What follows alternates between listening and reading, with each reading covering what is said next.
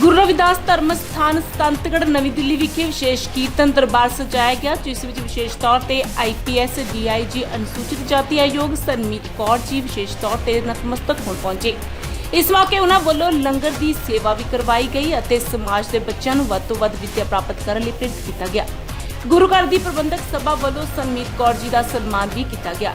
ਇੱਥੇ ਜ਼ਿਕਰਯੋਗ ਹੈ ਕਿ ਸਰਮੀਤ ਕੌਰ ਜੀ ਡੇਰਾ ਸੱਚਖੰਡ ਬੱਲਾ ਵਿਖੇ ਪਹਿਲੀ ਵਾਰ ਨਤਮਸਤਕ ਹੋਣ ਗਏ ਸਨ, ਜਿੱਥੇ 108 ਸੰਤ ਨਿਰੰਜਨ ਦਾਸ ਮਹਾਰਾਜ ਜੀ ਪਾਸੋਂ ਆਸ਼ੀਰਵਾਦ ਲੈਣ ਉਪਰੰਤ ਉਹਨਾਂ ਨੇ ਆਪਣੀ ਇੱਛਾ ਜ਼ਾਹਰ ਕੀਤੀ ਸੀ ਕਿ ਉਹ ਮਹਾਰਾਜ ਦੇ ਸ਼ੁਕਰਾਨੇ ਵਜੋਂ ਗੁਰੂ ਘਰ ਵਿੱਚ ਪਾਠ ਕਰਵਾਉਣਾ ਚਾਹੁੰਦੇ ਹਨ। ਜਿੱਥੇ ਸੰਤਾਂ ਮਹਾਂਪੁਰਸ਼ਾਂ ਨੇ ਉਹਨਾਂ ਨੂੰ ਕਿਹਾ ਕਿ ਹੁਣ ਉਹਨਾਂ ਦੀ ਡਿਊਟੀ ਕਿੱਥੇ ਹੈ, ਤਾਂ ਸਰਮੀਤ ਕੌਰ ਜੀ ਨੇ ਦੱਸਿਆ ਕਿ ਉਹਨਾਂ ਦੀ ਡਿਊਟੀ ਦਿੱਲੀ ਵਿੱਚ ਹੈ, ਜਿੱਥੇ 108 ਸੰਤ ਨਿਰੰਜਨ ਦਾਸ ਮਹਾਰਾਜ ਜੀ ਨੇ ਉਹਨਾਂ ਨੂੰ ਕਿਹਾ ਕਿ ਤੁਸੀਂ ਦਿੱਲੀ ਵਿਖੇ ਹੀ ਗੁਰੂ ਘਰ ਵਿੱਚ ਜਾ ਕੇ ਅੰਮ੍ਰਿਤ ਬਾਣੀ ਦੇ ਪਾਠ ਕਰਵਾਓ ਅਤੇ ਲੰਗਰ ਦੀ ਸੇਵਾ ਕਰੋ, ਜਿਸ ਤੇ ਉਹਨਾਂ ਵੱਲੋਂ ਸੰਤਗੜ੍ਹ ਵਿਖੇ ਸੇਵਾ ਕੀਤੀ ਗਈ।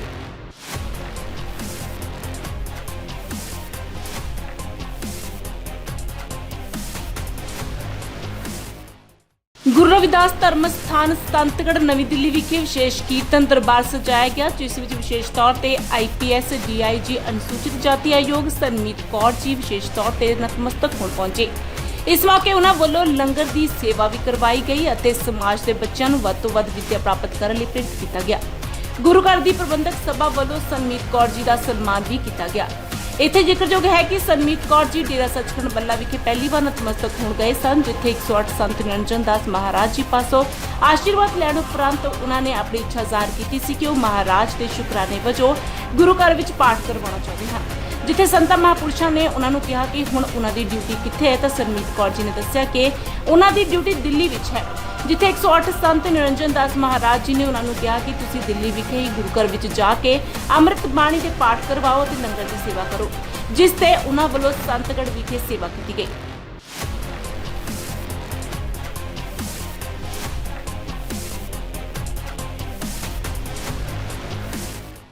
ਗੁਰੂ ਰਵਿਦਾਸ ਧਰਮ ਸਥਾਨ ਸੰਤਗੜ੍ਹ ਨਵੀਂ ਦਿੱਲੀ ਵਿਖੇ ਵਿਸ਼ੇਸ਼ ਕੀਰਤਨ ਦਰਬਾਰ ਸਜਾਇਆ ਗਿਆ, ਜਿਸ ਵਿੱਚ ਵਿਸ਼ੇਸ਼ ਤੌਰ ਤੇ ਆਈਪੀਐਸ ਡੀਆਈਜੀ ਅਨੁਸੂਚਿਤ ਜਾਤੀ ਆਯੋਗ ਸਰਮੀਤ ਕੌਰ ਜੀ ਵਿਸ਼ੇਸ਼ ਤੌਰ ਤੇ ਨਤਮਸਤਕ ਹੋਣ ਪਹੁੰਚੇ।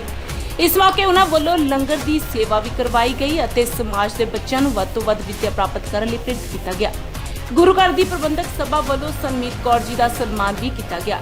ਇੱਥੇ ਜ਼ਿਕਰਯੋਗ ਹੈ ਕਿ ਸਰਮੀਤ ਕੌਰ ਜੀ ਡੇਰਾ ਸੱਚਖੰਡ ਬੱਲਾ ਵਿਖੇ ਪਹਿਲੀ ਵਾਰ ਨਤਮਸਤਕ ਹੋਣ ਗਏ ਸਨ, ਜਿੱਥੇ 108 ਸੰਤ ਨਿਰੰਜਨ ਦਾਸ ਮਹਾਰਾਜ ਜੀ ਪਾਸੋਂ ਆਸ਼ੀਰਵਾਦ ਲੈਣ ਉਪਰੰਤ ਉਹਨਾਂ ਨੇ ਆਪਣੀ ਇੱਛਾ ਜ਼ਾਹਰ ਕੀਤੀ ਸੀ ਕਿ ਉਹ ਮਹਾਰਾਜ ਦੇ ਸ਼ੁਕਰਾਨੇ ਵਜੋਂ ਗੁਰੂ ਘਰ ਵਿੱਚ ਪਾਠ ਕਰਵਾਉਣਾ ਚਾਹੁੰਦੇ ਹਨ। ਜਿੱਥੇ ਸੰਤਾਂ ਮਹਾਂਪੁਰਸ਼ਾਂ ਨੇ ਉਹਨਾਂ ਨੂੰ ਕਿਹਾ ਕਿ ਹੁਣ ਉਹਨਾਂ ਦੀ ਡਿਊਟੀ ਕਿੱਥੇ ਹੈ, ਤਾਂ ਸਰਮੀਤ ਕੌਰ ਜੀ ਨੇ ਦੱਸਿਆ ਕਿ ਉਹਨਾਂ ਦੀ ਡਿਊਟੀ ਦਿੱਲੀ ਵਿੱਚ ਹੈ, ਜਿੱਥੇ 108 ਸੰਤ ਨਿਰੰਜਨ ਦਾਸ ਮਹਾਰਾਜ ਜੀ ਨੇ ਉਹਨਾਂ ਨੂੰ ਕਿਹਾ ਕਿ ਤੁਸੀਂ ਦਿੱਲੀ ਵਿਖੇ ਹੀ ਗੁਰੂ ਘਰ ਵਿੱਚ ਜਾ ਕੇ ਅੰਮ੍ਰਿਤ ਬਾਣੀ ਦੇ ਪਾਠ ਕਰਵਾਓ ਅਤੇ ਲੰਗਰ ਦੀ ਸੇਵਾ ਕਰੋ, ਜਿਸ ਤੇ ਉਹਨਾਂ ਵੱਲੋਂ ਸੰਤਗੜ੍ਹ ਵਿਖੇ ਸੇਵਾ ਕੀਤੀ ਗਈ।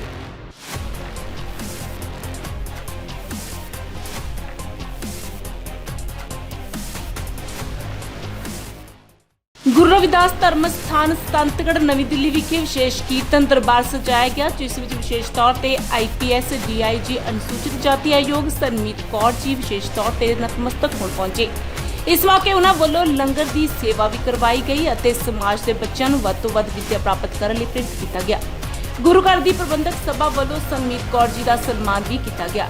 ਇੱਥੇ ਜ਼ਿਕਰਯੋਗ ਹੈ ਕਿ ਸਰਮੀਤ ਕੌਰ ਜੀ ਡੇਰਾ ਸੱਚਖੰਡ ਬੱਲਾ ਵਿਖੇ ਪਹਿਲੀ ਵਾਰ ਨਤਮਸਤਕ ਹੋਣ ਗਏ ਸਨ, ਜਿੱਥੇ 108 ਸੰਤ ਨਿਰੰਜਨ ਦਾਸ ਮਹਾਰਾਜ ਜੀ ਪਾਸੋਂ ਆਸ਼ੀਰਵਾਦ ਲੈਣ ਉਪਰੰਤ ਉਹਨਾਂ ਨੇ ਆਪਣੀ ਇੱਛਾ ਜ਼ਾਹਰ ਕੀਤੀ ਸੀ ਕਿ ਉਹ ਮਹਾਰਾਜ ਦੇ ਸ਼ੁਕਰਾਨੇ ਵਜੋਂ ਗੁਰੂ ਘਰ ਵਿੱਚ ਪਾਠ ਕਰਵਾਉਣਾ ਚਾਹੁੰਦੇ ਹਨ। ਜਿੱਥੇ ਸੰਤਾਂ ਮਹਾਂਪੁਰਸ਼ਾਂ ਨੇ ਉਹਨਾਂ ਨੂੰ ਕਿਹਾ ਕਿ ਹੁਣ ਉਹਨਾਂ ਦੀ ਡਿਊਟੀ ਕਿੱਥੇ ਹੈ, ਤਾਂ ਸਰਮੀਤ ਕੌਰ ਜੀ ਨੇ ਦੱਸਿਆ ਕਿ ਉਹਨਾਂ ਦੀ ਡਿਊਟੀ ਦਿੱਲੀ ਵਿੱਚ ਹੈ, ਜਿੱਥੇ 108 ਸੰਤ ਨਿਰੰਜਨ ਦਾਸ ਮਹਾਰਾਜ ਜੀ ਨੇ ਉਹਨਾਂ ਨੂੰ ਕਿਹਾ ਕਿ ਤੁਸੀਂ ਦਿੱਲੀ ਵਿਖੇ ਹੀ ਗੁਰੂ ਘਰ ਵਿੱਚ ਜਾ ਕੇ ਅੰਮ੍ਰਿਤ ਬਾਣੀ ਦੇ ਪਾਠ ਕਰਵਾਓ ਅਤੇ ਲੰਗਰ ਦੀ ਸੇਵਾ ਕਰੋ, ਜਿਸ ਤੇ ਉਹਨਾਂ ਵੱਲੋਂ ਸੰਤਗੜ੍ਹ ਵਿਖੇ ਸੇਵਾ ਕੀਤੀ ਗਈ।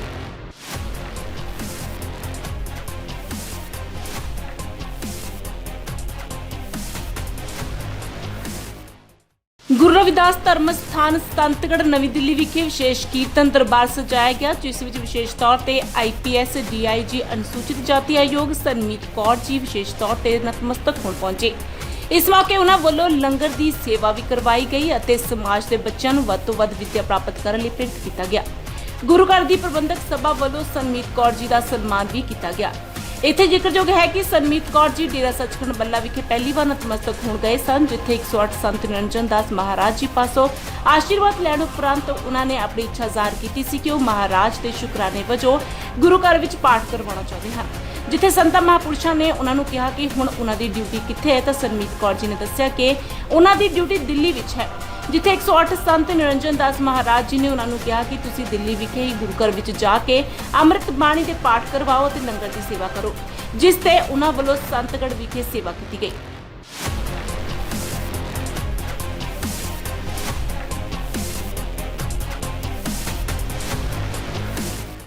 हर तरह की खबर सब तो पहला वेखण लई सबसक्राइब करो चैनल कांशी टीवी। हर अपडेट का संकेत मिलता रहे, दबाओ बैल आइकन अते लाइक करो फेसबुक पेज कांशी टीवी।